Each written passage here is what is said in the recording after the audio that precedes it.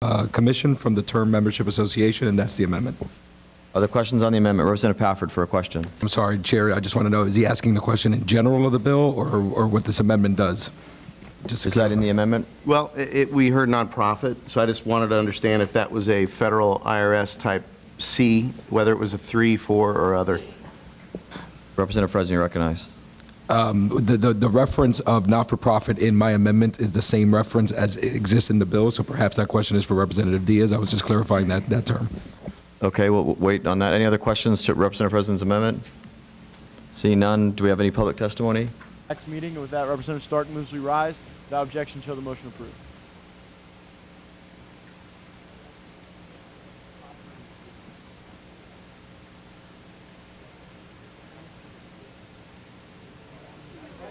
Okay, bye-bye.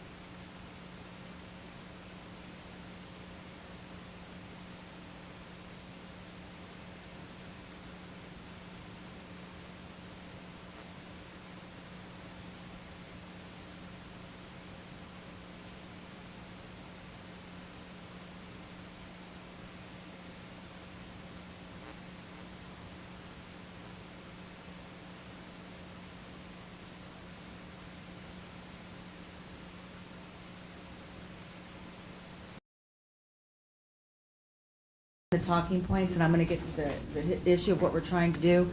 This bill was crafted after some of the things. Senator Stargel, do you move to withdraw I Amendment do. 604820 that was left pending from previous meeting? Yes, sir, I do. I left pending from week 1 when this bill was TP'd. Okay, I'm going to show that motion adopted without objection, and I apologize for interrupting, but in the interest of time, I did so.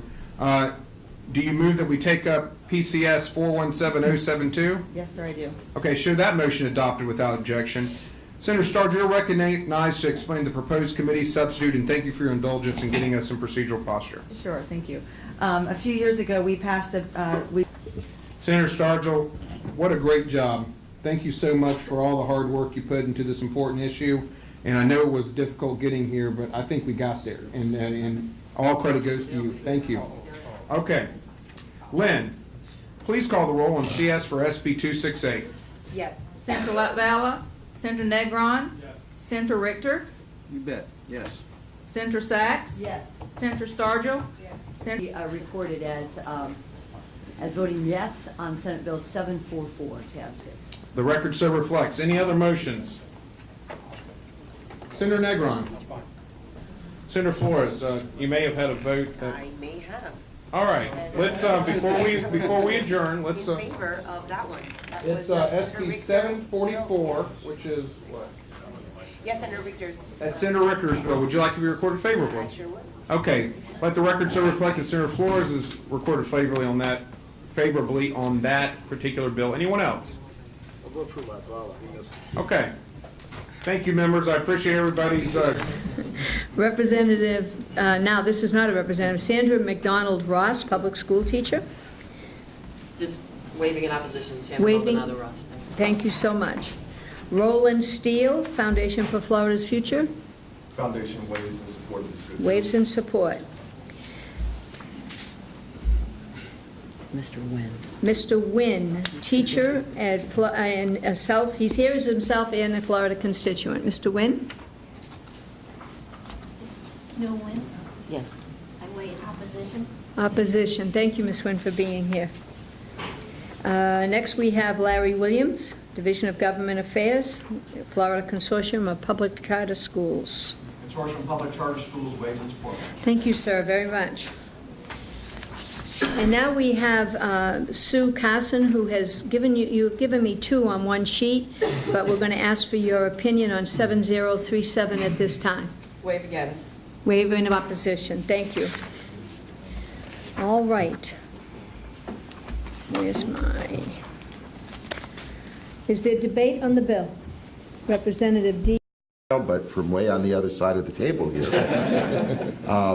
I agree with a lot of what you said. I also agreed with a lot of what Commissioner Horn said, and there's a lot to like in this bill. I want to tailor a couple of the comments I make, not just to our colleagues here, but also to the members of the public. I've had a lot of public input from constituents who are concerned about some of these things, and I think after speaking with Representative Cortez, some of the public concerns may not be well-founded, and I want to try and say why that is, particularly on that district reading curriculum. I think that what you said, Representative Diaz, is exactly right. If we have charter schools, and they're here in a big way, and they're here today in a big way, I might add, the whole point is to allow some innovation, is to allow not the same thing that's being done already. I'm not criticizing what the public schools do, but if we want to have choice, we want to have options, that's why these charter schools are here. And the fact that has been explained to me that not only do they still have to meet the state standards, but they have to hold to what is in their application that's been approved, or there are real penalties, and Representative Cortez ran that down for me. I think that's why we have them, and we have to be open to new ideas. If we're not doing our job up here. And also, as Representative Diaz pointed out, there's a lot of transparency and disclosure on charter schools, on their backgrounds that Representative Cortez is bringing forward. I didn't have questions about them because I'm satisfied with those things. I think they're moves in the right direction to disclose history, to have good procedures for returning public funds if there is a problem. I still think that that there is a little bit of a concern in terms of this virtual instruction. I'm not sure we're not opening the doors maybe too wide on it, and I'm not sure also why that necessarily goes in this charter school bill, but it's a minor, not a major concern. I'm satisfied with what I've heard about the LEA. I thank you for your input on that. Also, Representative Diaz, as well as the input we got from the superintendent from Lake Wales. I'm very excited about this institute at my alma mater at FSU. I think that's a real step forward, and I couldn't think of a better place for them to do that work. And I have to say, though, that the one thing that I just am not able to get around, as I said, is the amendment. And again, I want to be very clear. If it was Representative Fresson putting out that money and making sure that the money was there, I wouldn't have the problem because he fights for our schools, and we appreciate that, Representative. The fact of the matter is we have too many unfunded mandates from this institution that fall on the locals. It's no accident that both school districts that spoke here today have a problem with it because we're not doing what we need to do to help them to begin with, and now we're going to take some of that money away unless we do the right thing here and fund it. I have a real problem with that. It's not enough to get me to vote against this very good bill that does so many good things. I'd urge my colleagues, not only in my party, but everybody on the panel, this is a step forward for accountability. It's a step forward for transparency and innovation. I hope maybe that, the issue of capital outlay won't be an issue this year by the time this gets to final passage because the budget will be out there, but that language will still be there in years to come. I hope that can still change. but I'm going to vote for this bill. There's a lot in it to like. It is a step forward. We have to have innovations. Charter schools, by and large, are a positive for our state by allowing for innovation and choice, and they are public schools. I want everyone to be clear. These are public schools, and we need to help, and we need this accountability. I'm up on this bill, and I thank you again for all your work, Representative Cortez. Thank you. Gaviva?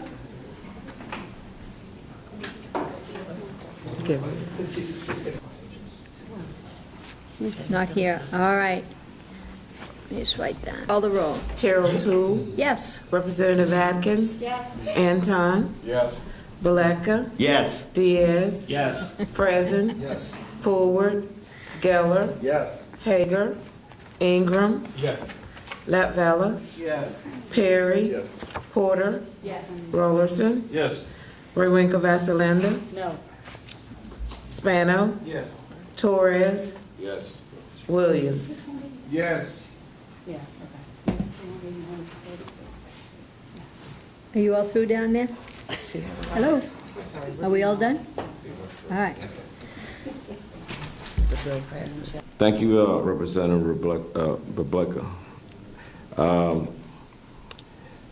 My thoughts are always, Madam Chair, is the homeless kids, the domestic violence. I hear that concerned parent, how she struggled to the quality of life for her child. And I just want not to forget those who don't know or don't have the resources. And this is something that I'm still fighting for. I'm still have concerns that these parents who have children with those disabilities are not forgot and have, and I know they say that it needs doctor's documentation, but if you're homeless or you have domestic violence, it's kind of difficult, and I want us not to forget that. Thank you very much. You're absolutely right. Anyone else? Representative waves in support. And then we have Nikki Freed, who is an attorney at Broward School.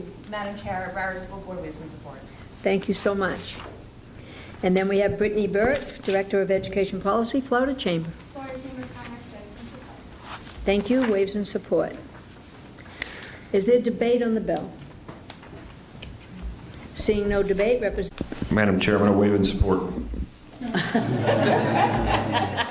Excuse me? Said I'm going to waive my closing support. There you go. Representative Diaz has waived in support on the close of the bill.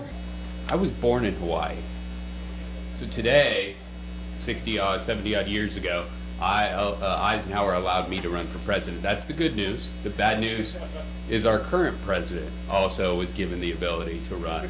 So, you know, it cuts both ways. And I'm going to make a statement saying I'm not running for president, unlike everyone else in the state of Florida. That being said, let me discuss labor pools. Representative Eagle, I apologize. You are recognized. Thank you, Chairman. Rep. Tobias, do you have a birth certificate? Not with me, but I do. Question Rain. Representative Rain, you are recognized for a question. So Representative Tobias, I would take it your opening statement was a verification of the president's birth authenticity. You're not a part of the birthers movement? Representative Tobias, you don't have to answer that question. I will. I am not part of that movement. I am sorry. All right. Any in response to the great Reverend Van Zant being in here, I find it very difficult to vote for a bill that will cause a tax to go away on cigarettes, alcohol, and pornography, all which I imagine are sold by small businesses. So with that, I really appreciate tax breaks, but not tax breaks on such items of sin. Said make it legal to have a Chuck E. Cheese or a Dave & Buster's in the state of Florida. Go forth and conquer, and I believe they have. So thank you, and I'd appreciate your support. Last year, we passed HB 115 that allows secret research funding for institutes just like this, which I think undermines the credibility and the accountability and the transparency of anything that would come out of an institute like this, because we don't know who's funding it. And if you can't ask those questions, then I don't know whether we see there's a conflict of interest, or if Representative, we have to there's... stay on this bill. Yes, ma'am. Because it's you, Chair, I will. right. But anyway, but I think it is relevant, and we can talk offline. Why don't we just take a minute and let the room clear out so that you can be heard? It's not that they don't like you, Bill, it's just that the work here is done. Thank you for being here, folks. You're welcome. Show that your bill will be reported favorably. Thank you, Madam Chair. Hopefully the third time's a charm. You keep working on it. Thank you. I take that back because I want his vote on this next one. So no, it was all me. It was all me. All right. I'm trying to get Bill in this committee, so If you- I take full credit. No. So you're a proponent of the bill? No, I'm a huge Okay. proponent, and I want people to, when they think of this bill, I want you to think of me and think of my child, Greg, and know that this is working and that it takes the strain off of the public schools. And I have every intention on getting my child back to where he needs to be, and I have hope. I have hope because of this bill, and I can't even tell you, Well, what that Katie, means. your son has the benefit of PLSA, but also has a great mom. I appreciate it. Thank you. All right, wipe your eyes, folks. Next, it's Roland Steele, Foundation for Florida's Future. How would you like to be him that has to speak? My wife and I, we had challenges as well early on with our son, who we thought would have some challenges, but now, for many of you who met him, we can't get him to be quiet. He probably gets that from his And I wonder dad. where he got that from. He gets that from his dad. So I was trying to get that in, Madam Chair, before you trying to steal some of your thunder, but thank you so much. And thank you, Chair Black, and I urge all our members to support this as it moves through the process.